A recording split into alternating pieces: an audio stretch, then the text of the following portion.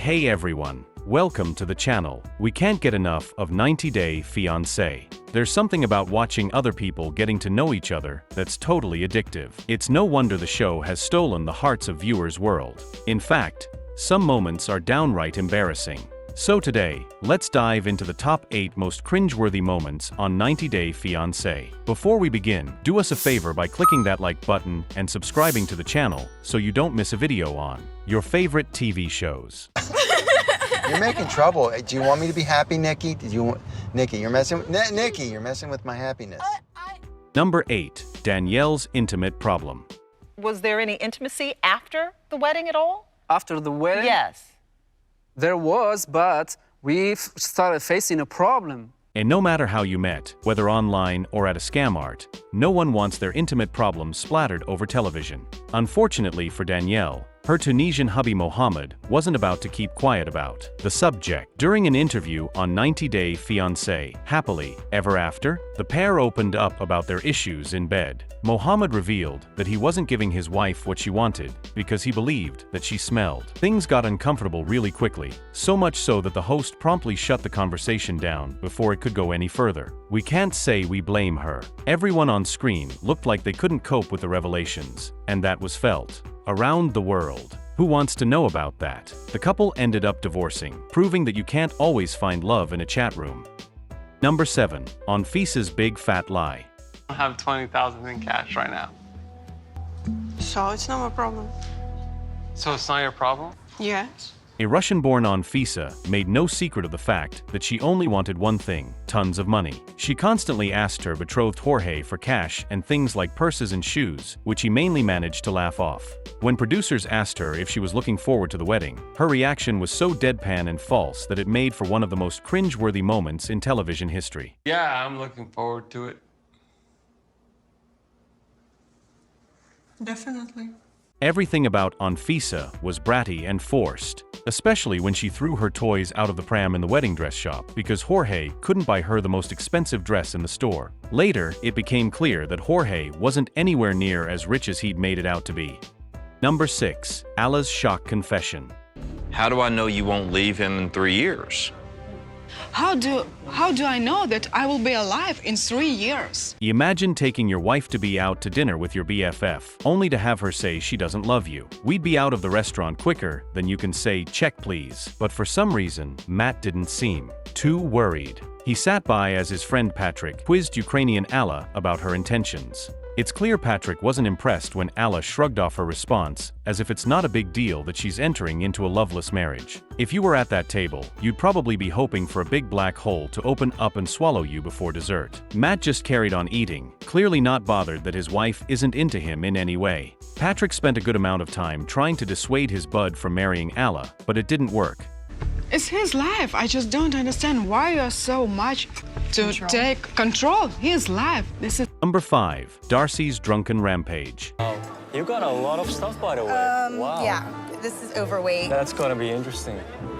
I can't wait to unpack I don't know, babe. Both Darcy and Jesse thought they'd met the perfect partner when they connected via a dating app. After messaging for a while, Darcy flew to Amsterdam to meet her potential hubby, but the romance was always on the rocks. A big bone of contention was Darcy's drinking habits. In one instance, it's clear Connecticut-born Darcy had a little too much to drink, and Jesse really didn't like it, leading to a hilariously long and drawn-out high five. Things got heated, which was only exaggerated by the weird red light. Must be a European thing. Watching a sober person argue with a drunk one makes our skin crawl, and this was no exception. These two were on different wavelengths from the start, but they gave it the good old college try before eventually throwing in the towel and getting the big D. That's a divorce, for those of you who didn't know. Number 4. Carolina's horrific discovery. Nando, what is this? And no matter how you might feel about these relationships, there's no denying that leaving your home country to go somewhere alien is a huge step. I miss my family so much. Before the wedding, I want to sky Entonces, para sentirlos más conmigo. For Colombian Carolina, she gave up everything she knew to be with Fernando, but there was zero trust there. During their long-distance relationship, she discovered that her future spouse had been unfaithful. She forgave him, but as soon as she arrived, Carolina had a good snoop around his room, only to find a pair of women's panties that definitely weren't hers. Watching Fernando squirm as he was questioned was both entertaining and emotionally draining. Things escalated when the 22-year-old Chica met Fernando's friends for the first time, who told her they had never thought him the marrying kind. They're still together, although in the grand scheme of things, it's still pretty early on in that relationship. Let's hope there are no more hidden skeletons in that closet. Number 3. Mark's awful gift. What the? What's this? So what do you think? Considering how terrible Mark came across on camera, it's really no surprise he made this list twice. Honestly, we could create a whole video on his terrible moments alone. It's another car-related scenario for these two, when Mark gives his young wife a car. Sounds nice in theory, doesn't it? But how would you feel if your new spouse bought you a car, then proceeded to tell you that he bought the exact same make and model for the wife before you? I had bought the same car for my ex-wife. It was for her to get around, though, because she liked the car. Not only that, but the old man goes on to give her tips on how the old ball and chain used to drive it. Talking about exes is difficult in any situation, but in this one, it's utterly absurd. Was he purposely trying to peeve her off? Even before he started his 25 years ago speech, he forced her to drive him home, when she clearly didn't want to, and even strapped her in before telling the cameras that he taught his kids to drive, so he'll be fine. Okay then. I'm going to drive you home now? Yeah, it's just around the corner. No, No, you can do this. But first, Number 2. Paula's shock disapproval.